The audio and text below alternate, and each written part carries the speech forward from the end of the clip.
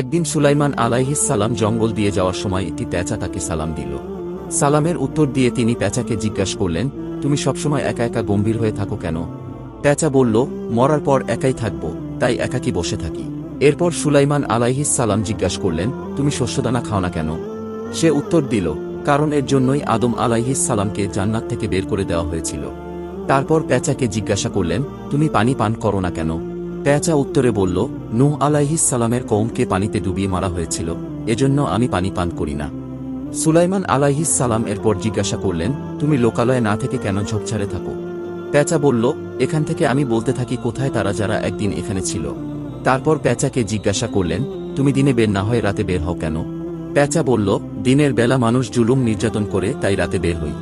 সুলাইমান আলাইহিস সালাম বললেন, তুমি যখন ডাকাডাকি করো তখন কি বলো? পেঁচা উত্তরে বলল, আমি তখন বলি, হে মানুষ, আখেরাতের জন্য তৈরি হও।